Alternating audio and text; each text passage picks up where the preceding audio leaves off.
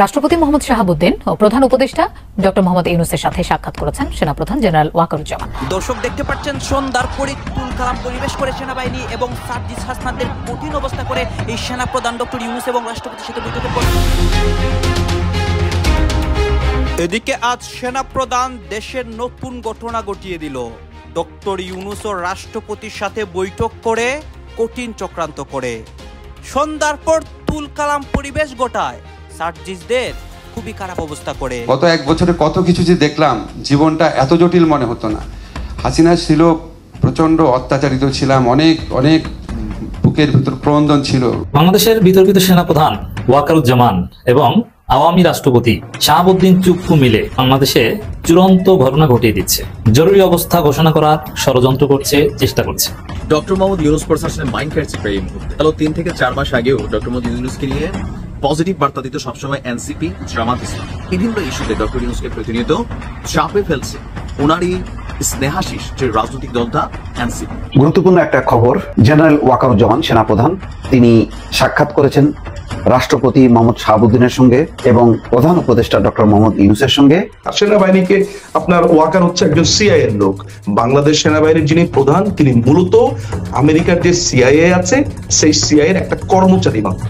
আমি আজকে বললাম লিখে রাখেন, আপনারা হাসিনাকে তাড়িয়েছেন, এর চেয়ে বড় বিপদ আপনাদের দিকে আসছে। ওয়াকারুজ্জামান দ্বিতীয় ইন্টিরিম বা অন্তর্বর্তী সরকার খুঁজছেন এই মুহূর্তে। সেনাবাহিনী ক্ষমতা নেই, আগামী 40 বছরের জন্য ক্ষমতা নির্বাচন না করে। এবং যেভাবে বিএনপি, এনসিপি, তারপরে এই জামাত রেশারেশি করতেছে, আর একটা 111 একদম সন্নিকটে। হ্যাঁ, খুবই সন্নিকটে 111 এবং আজ সন্ধ্যার পর সার্জিস হাসনাতদের খুবই খারাপ অবস্থা হয়। দর্শক শ্রোতা, আজকে সেনাপ্রধান ডক্টর ইউনূস এবং রাষ্ট্রপতির সাথে বৈঠক করেছেন এবং এই ঘটনাকে কেন্দ্র করে সারা দেশের মানুষের মধ্যে একটা উত্তেজনা কাজ করে যে সেনাপ্রধান তাদের সাথে বৈঠক করে কি পরিকল্পনা করে বা কি পদক্ষেপ নেওয়ার জন্য এইসব হয়েছে। গত 2 দিন যাবৎ কিন্তু একটার পর একটা বৈঠক হয়। একদিকে ডক্টর ইউনূস প্রত্যেকটা রাজনৈতিক দলের সাথে বৈঠক করেন, অন্যদিকে আজকে সেনাপ্রধানের বৈঠক। এই বিষয়গুলোকে কেন্দ্র করে সার্জিস হাসনাত তাদের কপালে কিন্তু একটা দুঃখ আসে এবং দেশের মধ্যে নতুন অনেক ঘটনা ঘটে। আপনারা দেখতে পারবেন বিপি নূরের চেয়েও কিন্তু খুবই খারাপ অবস্থা ইতিমধ্যে আজ সন্ধ্যার পর হচ্ছে। সম্পূর্ণ ভিডিওটি ধারাবাহিক কন্টিনিউ করবেন। আমরা সরাসরি ভিডিওর মূল আলোচনায় চলে যাচ্ছি এবং সবকিছু লাইভ সহকারে দেখাচ্ছি। জেনারেল ওয়াকারুজ্জামান সেনাপ্রধান তিনি সাক্ষাৎ করেছেন রাষ্ট্রপতি মোহাম্মদ শাহাবুদ্দিনের সঙ্গে এবং প্রধান উপদেষ্টা ডক্টর মোহাম্মদ ইউনূসের সঙ্গে। গতকালকে তিনি সাক্ষাৎ করেছেন প্রধান বিচারপতির সঙ্গে। এই সাক্ষাৎটা সাধারণ সাক্ষাৎ না, বিশেষ সাক্ষাৎ এবং বিশেষ একটি পরিস্থিতি বা অবস্থার প্রেক্ষিতে এই সাক্ষাৎ। নানাভাবে এই খবরগুলো বিশ্লেষণ হচ্ছে। গুজবের ডালপালা গতকালকে থেকেই ছড়িয়েছে, ফলে এই গুজবের ডালপালার মধ্যে আমি পার্টিসিপেট করতে চাই না। শুধু এটা বলতে চাই যে প্রধান বিচারপতি ডক্টর সৈয়দ রিফাত আহমেদের সঙ্গে সাক্ষাৎ করাটা সেনাপ্রধানের এটা কিন্তু স্বাভাবিক বিষয় না। এটা কখনো এই ধরনের প্রধান বিচারপতির সাথে সাক্ষাৎ করে না। কিন্তু যেহেতু একটা আপৎকালীন পরিস্থিতি, জরুরি একটা পরিস্থিতি, যেই কারণে একটা অন্তর্বর্তী সরকার এবং সেই 5ই আগস্ট সে হাসিনা দিল্লিতে পালিয়ে যাবার পর থেকে ওয়াকারুজ্জামান বা সেনা বাহিনীর উপরে, সশস্ত্র বাহিনীর উপরে একটা বিশেষ দায়িত্ব বর্তেছে দেশের আইন শৃঙ্খলা রক্ষা করার বিষয়। সেই কারণে দেখবেন যে সেনাবাহিনীও বিভিন্ন সময় নানা রকম স্টেটমেন্ট দিচ্ছে। এটা সবই দেশের স্বার্থে। রেগুলার গভর্নমেন্ট থাকলে তখন সেনাবাহিনীর যে ভূমিকা থাকে আর বিশেষ পরিস্থিতিতে যে ভূমিকা থাকে সেটা একটু বোঝা দরকার। নতুবা অনেকে প্রশ্ন তুলতে পারেন যে কেন তিনি সাক্ষাৎ করছেন বা এটা খবর হিসাবে আসছে কেন। এটা সত্য যে তিনি চীন সফরে গিয়েছিলেন, তবে চীন সফরের বিষয়গুলি নিয়ে যে তিনি সংশ্লিষ্টদেরকে অবহিত করছেন বিষয়টা তা না। বাংলাদেশে এখন একটা পরিস্থিতি বিরাজ করছে, সেটা হচ্ছে নির্বাচনকে ঘিরে। নির্বাচনের রোডম্যাপ হয়েছে, সময়সীমাও মোটামুটি নির্দিষ্ট, কিন্তু নানা রকম অস্থিরতা, নানা রকম নির্বাচনে একটা হলো যে যাদের পার্টিসিপেট করার কথা খুব উৎসাহের সাথে, তারা তেমন তাদের আগ্রহ নেই, বরং নানা রকম প্রস্তাবনা তারা সামনে নিয়ে আসছে।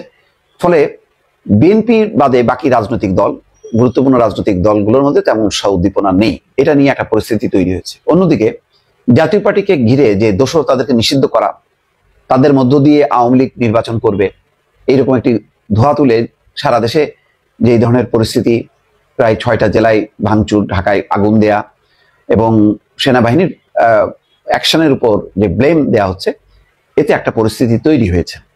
তাহলে ভবিষ্যতে যেই সামনে যে নির্বাচন, সেই নির্বাচনে কারা পার্টিসিপেট করবে? এখন যেটা বলা হচ্ছে যে ফেব্রুয়ারি নির্বাচন মানে কিন্তু এই দাবি পূরণ না হলে হবে না। অন্যদিকে আওয়ামী লীগ, জাতীয় পার্টি বা অন্য রাজনৈতিক দল, তাদের সহযোগী, তারা কি পার্টিসিপেট করতে পারবে নাকি তারা নিষিদ্ধ থাকবে? তাহলে যদি নিষিদ্ধ থাকে তার আন্তর্জাতিক ব্যাখ্যা কি কারণে তাদেরকে পার্টিসিপেট করতে দেওয়া হচ্ছে না? এই প্রসঙ্গগুলো খুবই গুরুত্বপূর্ণ। নির্বাচনের যদি এবারের নির্বাচন ডক্টর মোহাম্মদ ইউনূস প্রশাসনে মাইন্ড কাটছে এই মুহূর্তে। গেল 3 থেকে 4 মাস আগেও ডক্টর মোহাম্মদ ইউনূসকে নিয়ে পজিটিভ বার্তা দিত সবসময় এনসিপি, জামাত ইসলাম। আর গেল 3 থেকে 4 মাস যখন তিনি লন্ডন সফর শেষ করে আসলেন, নির্বাচনের 3 তারিখ ক্ষণ ঘোষণা করে দিলেন। এরপর থেকে লন্ডনে গিয়ে সেজদা দিছে, ওইখান থেকে ওহি প্রাপ্ত হয়েছে, বিভিন্ন ইস্যুতে ডক্টর ইউনূসকে প্রতিনিয়ত চাপে ফেলছে ওনারই স্নেহাশিস যে রাজনৈতিক দলটা এনসিপি। একদম শেষ পর্যায়ে এসে পাল্টাপাল্টি অবস্থান আমরা দেখতেছি। আপনি দেখছেন ডক্টর ইউনূসের আজকের বক্তব্য যে ফেব্রুয়ারির পরে নির্বাচনের সুযোগ নাই, ফেব্রুয়ারিতে নির্বাচন হবে, এবং তিনি তার মতো করে বেশ কয়েকটা বক্তব্য দিচ্ছেন। এনসিপি চাচ্ছে ফেব্রুয়ারিতে নির্বাচন হওয়ার আগে বিচার এবং সংস্কার শেষ করা কিন্তু সম্ভব না। এর মাঝখানে আজকে এনসিপির মূল নেতা যারা, তারা চীন সফর শেষ করে বাংলাদেশে আসছেন গতকালকে রাতে। আইসেই সরাসরি গন্তব্য কোথায়? এই মুহূর্তে তাদের রাজনৈতিক যেই ফায়দাটা তৈরির সুযোগ আছে সেটা হচ্ছে, বা পুরানা তাদের যেই ঝালের ইস্যুটা, বা আওয়ামী লীগকে টোটালি সাইড করার জন্য যে সাপোর্টিং একটা টিম এখনো মাঠের মধ্যে রয়ে গেছে, মানে জাতীয় পার্টি, সেই জায়গাটাতে হাত দিছে। ভিপি নূরকে দেখে আপনারা জানেন যে ভিপি নূর উপরে ঘটনার পর 48-72 ঘন্টার কাছাকাছি হয়ে গেছে। নূর সুস্থ হয়ে গেছে কিন্তু কেউ গ্রেপ্তার হয় নাই। অনেকে চাইছিল সেনাবাহিনী পুলিশকে গ্রেপ্তার করাইতে, বাট এটা ডক্টর ইউনূস সরকারি সিদ্ধান্ত যায় নাই, তদন্ত কমিটি হয়েছে। ওয়াই, এটা পরে আমরা জানবো যে কেন ঘটনাটা ঘটলো। আচ্ছা, এর মাঝখানে জামাত থেকে শুরু করে এনসিপি থেকে শুরু করে যারা দেশে ছিল, বিএনপি ছাড়া বাকিরা সবাই কিন্তু দাবি করছে জাতীয় পার্টিকে নিষিদ্ধ করার জন্য। এখন জাতীয় পার্টি কেন টার্গেটে পরিণত হয়েছে? মেইন রিজন হচ্ছে জাতীয় পার্টি ওই লেসটা আওয়ামী লীগ সরকারকে যারা ক্ষমতায় রাখছিল, আওয়ামী লীগ সরকারের নির্বাচনকে যারা বৈধতা দিচ্ছে, আওয়ামী লীগ সরকারের সংসদকে যারা ফাংশনাল রাখছে সামহাও, সেটা হচ্ছে জাতীয় পার্টি। ইভেন 5ই আগস্টের সরকার পতনের পর আওয়ামী লীগের নেতাকর্মী যারা আছে বা বড় বড় ক্যারেক্টার, সবাই যখন দৌড়ের উপরে, তখন কিন্তু জাতীয় পার্টি টেকনিক্যালি চিপা চাপা দিয়া তারা কিন্তু টিকা ছিল। ইভেন রাইট নাও একটা বড় শক্তি হিসেবে আবির্ভূত হয়েছে। তো কিভাবে সম্ভব হলো? অবশ্যই জাতীয় পার্টির মধ্যে সামহাও আওয়ামী লীগের নেতাকর্মী যারা বিভিন্নভাবে বড় কোনো পদ পদবিতে ছিল না, অথবা অনেকেই যারা ওইভাবে কাজ করে নাই, তারা কিন্তু কানেক্টেড হচ্ছেন, দল বড় হচ্ছে। তো এই থেকে দুটা জিনিস তৈরি হচ্ছে যে আগামী নির্বাচনে জাতীয় পার্টি যদি নির্বাচনে যায়, তাহলে ভাই আওয়ামী লীগের ভোটগুলো যদি জাতীয় পার্টি পায়, নিঃসন্দেহে জাতীয় পার্টি প্রধান বিরোধী দল হয়ে যাবে। তো বিরোধী দল হওয়া মানে কি? রাষ্ট্র ক্ষমতার অনেকগুলো সিট তাদের আন্ডারে, সেখানে আওয়ামী লীগের সহযোগিতা নিয়ে তারা আবার আওয়ামী লীগকে পুনর্বাসন করবে, বা সামহাও আওয়ামী লীগ শক্তিশালী হয়ে যাবে। এই যে পারসেপশনটা ছিল, সেইটা এখন বড় আকার ধারণ করছে। নূরকে মাইরের পর জাতীয় পার্টি নিষিদ্ধের যে দাবি, এইভাবে সেইভাবে আসলেও যারা মূল খেলোয়াড়, নাহিদ ইসলাম, সার্জিসরা, তারা কিন্তু কথা বলেন নাই চীন থেকে। এখন আইসেই ঘোষণা দিচ্ছেন যে গতকালকে নাহিদ ইসলাম বলছেন যে জাতীয় পার্টি ফ্যাসিবাদকে টিকিয়ে রাখতে সহায়তা করে গেছে। ডাকসুর ভিপি নূরের উপর হামলার ঘটনাটা স্বাভাবিক নয়, উদ্বেগজনক ঘটনা। সকল রাজনৈতিক দলকে ঐক্যবদ্ধ থেকে পরাজিত শক্তিকে মোকাবেলা করার আহ্বান জানান। এরকম ফেসিসদের সকল ষড়যন্ত্র মোকাবেলায় আবারও রাজপথে নেমে আসার হুঁশিয়ারি দিয়েছেন সার্জিস আলম। বক্তব্য হচ্ছে যে আপনার সেনাবাহিনী কাদের নির্দেশে পরিচালিত হচ্ছে তা নিয়েও নাকি প্রশ্ন তাদের। আর এর মাঝখানে তাদের বক্তব্য, মোট কথা জাতীয় পার্টিকে রাজনীতি থেকে নিষিদ্ধ করতে হবে। এখন সরকার যদি তাদেরকে নিষিদ্ধ না করে, এনসিপির অনেক নেতা আওয়াজ দিয়েছেন সারওয়ার তুষার আরেকটা গণ অভ্যুত্থানের জন্য নাকি প্রস্তুত হইতে, আরেকটা গণ অভ্যুত্থান হবে, লড়াই হবে। এটা কি ডক্টর ইউনূসের সরকারকে কি পরিমাণ চাপে ফেলতেছে আপনি বুঝতেছেন? জাতীয় পার্টিকে এই মুহূর্তে নিষিদ্ধ করার কোনো সুযোগ আছে কিনা? আমার দৃষ্টিতে নাই। এটা এখন সরকার করবে না, বা করতে গেলে ডক্টর ইউনূস সরকার, ডক্টর ইউনূসের যে ইন্টারন্যাশনাল ফিগার আছে, সেখানে তিনি অনেক কিছুতে মাইনাস হবে। আওয়ামী লীগকে নিষিদ্ধের বেলায় কিন্তু একটা বিবৃতি চলে আসছে। যদি আওয়ামী লীগকে সাংগঠনিক কার্যক্রম একটা নির্দিষ্ট সময় পর্যন্ত, আওয়ামী লীগ নিষিদ্ধ হয় নাই, দলীয় কার্যক্রম বিচার চলাকালীন বা একটা নির্দিষ্ট সামটাইমস পর্যন্ত আছে, মামলা হয়েছে অনেকের নামে। তো জাতীয় পার্টিকে এখন কোন আইনে আসলে নিষিদ্ধ করবে সরকার? আবার নিষিদ্ধ যদি না করে যমুনা নিয়ে আবার ঘেরাও হয়। কারণ আওয়ামী লীগ নিষিদ্ধের আগে যে প্রেক্ষাপট তৈরি হয়েছিল, জামাত, এনসিপি আরো কয়েকটা দল মিলা তারা কিন্তু একটা টিম হইয়া কিন্তু কাজ করছে, ফাংশন করছে, সিদ্ধান্ত চলে আসছে। সো জাতীয় পার্টির জন্য ডক্টর ইউনূসকে যদি এরকম চাপ দেওয়া হয়, ওই দিন কি ওইখানে সিটি কর্পোরেশন থেকে ঠান্ডা পানির মেশিন যাবে, ওয়াটার ক্যানন যাবে? সেদিন কি মানে মিষ্টি মুষ্টি খাওয়ানো হবে, নাকি সেদিন পুলিশ লাঠিচার্জ করবে, সেনাবাহিনী আবার বুট মারবে? মানে পরিস্থিতিটা বুঝতে পারছেন তো? এটা একটা কনফ্লিক্ট পয়েন্টে কিন্তু দাঁড়া হয়ে গেছে অলরেডি। তো ডক্টর ইউনূসকে মানে আমার মনে হয় যে ওনার একটা বিশাল একটা মানসিক চাপের মধ্যে এই মুহূর্তে বেচারার দিন কাটতেছে। ইভেন আসিফ নজরুল ইসলাম ওনার কপালে যে কি আছে আসলে এই সরকার পড়ার পরে যে কোনো সময় দৃশ্যপটগুলো তাই বার্তা দিচ্ছে। তো সবকিছু মিলিয়ে একটা দুঃস্বপ্নের সময়। প্রফেসর ইউনূস এই মুহূর্তে খেলার পুতুল, এবং আমার কেন যেন মনে হচ্ছে ওয়াকারুজ্জামান দ্বিতীয় ইন্টারিম বা অন্তর্বর্তী সরকার খুঁজছেন এই মুহূর্তে। আমার ধারণা প্রফেসর ইউনূস বিদায় নিলে কে হবেন প্রধান বিচার, কে হবেন অন্তর্বর্তীকালীন প্রধান বা ইন্টারিম প্রধান, এটা ঠিক করার জন্য প্রধান বিচারপতির কাছে গেছেন ওয়াকারুজ্জামান। হয়তো তিনি তাকে প্রস্তাব করবেন যে আপনি অন্তর্বর্তীকালীন সরকারের প্রধান হন, আর মইনুর মতো পেছনে সেনাবাহিনী কন্ট্রোল করবে সবকিছু। তার মানে রাজনীতি আবারও অন্ধকারে চলে যাচ্ছে। আমি মনে করি এটা ঠিক। সেনাবাহিনী ক্ষমতা নিক, আগামী 40 বছরের জন্য ক্ষমতা নির্বাচন না হয়। আমার মনের কথা বলতেছি, পাকিস্তানের মতো যেন হয়ে যায় বাংলাদেশ। এই রাজনীতিবিদদের দুর্বৃত্তায়ন, অসভ্যতা, ভণ্ডামি, জাতির সাথে প্রতারণা চিরতরে বন্ধ হয়ে যায়। 16টা বছর যারা এত মানুষের কান্না দেখে, এত গুম ক্রসফায়ার, প্রতিদিন প্রতিটি পরিবারের কান্না শুনতে শুনতে আমরা টায়ার। তারপরও যে রাজনৈতিক দলের মধ্যে কোনো পার্থক্য তৈরি হয় না, তাদের মধ্যে কোনো চিন্তা তৈরি হয় না, তাদের নেতা কর্মীদের লুটপাট বন্ধ হয় না, দখলদারিত্ব বন্ধ হয় না, সন্ত্রাসী আচরণ বন্ধ হয় না, এই দেশ তাদেরকে ক্ষমতা বসে কি করবে বলেন? আফসোস, আমি খুবই আফসোসের সাথে বলছি, যদি ইউনূস ক্ষমতা ছাড়েন, প্রধান বিচারপতি যদি এই অবস্থায় দায়িত্ব না নেন, তাহলে কে আসবে প্রশ্ন। সূত্রগুলো বলছে, কিছু কিছু সূত্র আমাদের ন্যাশনাল সিকিউরিটি প্রধান তার নামটা আসছে, কিন্তু সেনাবাহিনীর আমাদের যিনি মুরব্বী তিনি আবার তাকে পছন্দ করেন না। এখন কি করবেন বলেন? খলিল ভাইকে ওয়াকারুজ্জামান পছন্দ করেন না, এটা ধারণা করছি, মানে আমার বক্তব্য না, কিছু সূত্র বলছে। প্রধান বিচারপতি যদি দায়িত্ব না নেন কি হবে? প্রধান বিচারপতি যদি দায়িত্ব নেন, সংবিধান বলছে 3 মাসের মধ্যে নির্বাচন দিতে হবে, কারণ এই 72-এর বাজে সংবিধান এটা বিএনপি পরিবর্তন করেনি, করতে দেয়নি। বিএনপি এটা জানে না এই চাওয়ার মধ্য দিয়েই দেশের তৃতীয় কিছু ঘটবে। আজকে তার একটা ছোট্ট টেস্ট কেস দেখেছেন, যখন চিটাগং বিশ্ববিদ্যালয় ছাত্রদের উপর রাত থেকে দিনভর বিকেল পর্যন্ত হামলা হচ্ছে, 2 শতাধিক ছাত্র গুরুতর আহত হয়েছে, প্রশাসন আসেনি, পুলিশ আসেনি, সেনাবাহিনী আসেনি। বিশ্ববিদ্যালয়ের উপাচার্য কেঁদে কেঁদে গণমাধ্যমে হাউমাউ করে কেঁদে বলেছেন, বারবার ফোন করেছি, প্রশাসন আসেনি। কি বুঝলেন আপনারা? সেনাবাহিনী আসেনি, পুলিশ আসেনি, কেউ আসেনি, কিছু বুঝতে পেরেছেন? রাষ্ট্র চলছে না। এই রাষ্ট্রের মধ্যে কয়েকটা রাষ্ট্র তৈরি হয়ে গেছে। ইউনূস সাহেবের নির্দেশ মানা হচ্ছে না। প্রশাসনের কিছু কর্মকর্তারা ধরে নিয়েছেন ওই দলটি আগামীতে ক্ষমতায় আসবে, তাই তারা ওই দলটির নির্দেশ মানছেন, ইউনূসের নির্দেশ মানছেন না। আর ইউনূস সাহেব এই ভুলটি করেছেন শুরুতেই। কথা আছে, কাঁচা না নোয়াইলে বাঁশ পাকলে করে ঠাস ঠাস। ছাত্ররা লোভে পড়ে তদবির বাণিজ্যে এটা সেটা করতে গিয়ে ভুলে গেছেন। ফকিরনির পোলারা, এখন আমরা নিজের বলতে হয়, সবাইকে বলছেন, কিছু ফকিরনির পোলারা, আমি যেহেতু ফকিরনি, আমি কিন্তু ফকিরনির পোলা, সেজন্য তাদেরকে বলছি, আমি জমিদার না। তারা পকেটের দিকে তাকাতে গিয়ে রাষ্ট্রের সমস্যার কথা ভুলে গেছে। আজকে এসে তারা বুঝতে পারছে জল অনেক দূর গড়িয়ে গেছে। বাংলাদেশ একটা বড় বিপদের দিকে হাঁটছে।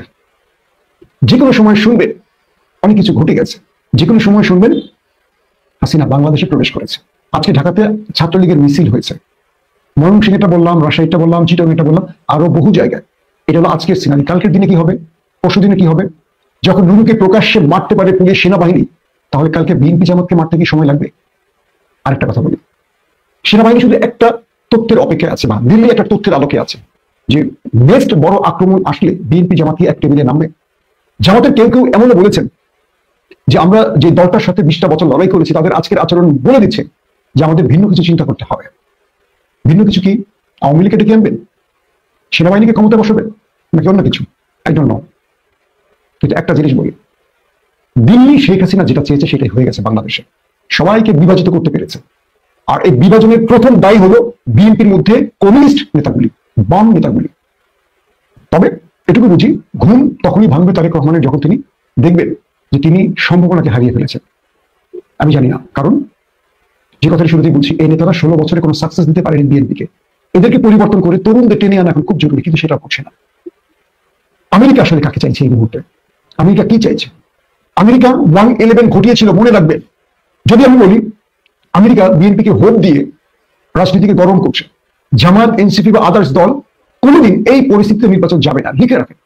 আমাদের তো সব দলের সাথে কথা হয়, তারা পিয়ার ছাড়া বা ফ্রি, যেটা বলে লেভেল প্লেইং ফিল্ড ছাড়া, সংস্কার ছাড়া নির্বাচনে যাবে না। 31টা দলের মধ্যে 25টা দল একমত হয়েছে, আর বিএনপি বাকি দলগুলোর মধ্যে আছে, অর্থাৎ 6টি দলের মধ্যে বিএনপি, জামাত, ইসলামী দলগুলো আছে 25টি দলে, 31টি দলের মধ্যে। খেলা একবার জমে উঠবে।